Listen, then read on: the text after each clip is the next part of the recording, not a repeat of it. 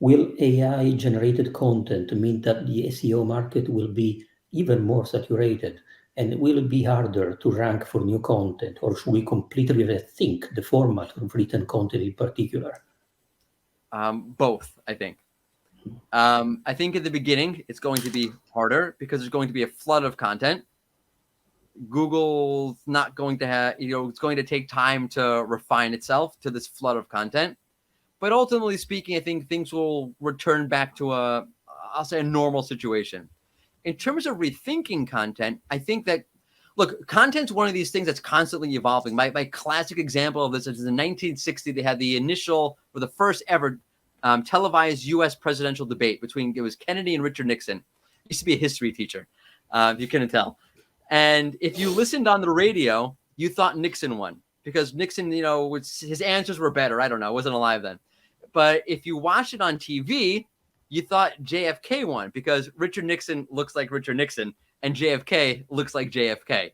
Oh, that's a very interesting one. Because of that, content sort of evolved, right? The content around presidential elections evolved. It was far more important. The visual presentation of the candidate was far more important than it ever was before.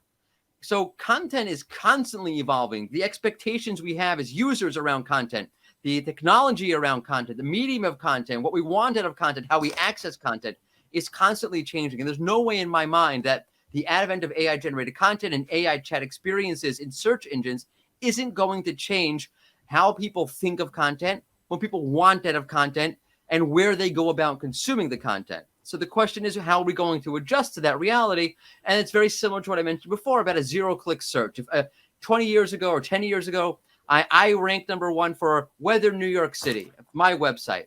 Well, that's irrelevant today, even if you are ranking #1, because Google shows you the information right there. That means you need to adapt. You need to, because I'll tell you right now, I don't want to click on a website for that query. I just want the box right there, give me the answer and be done.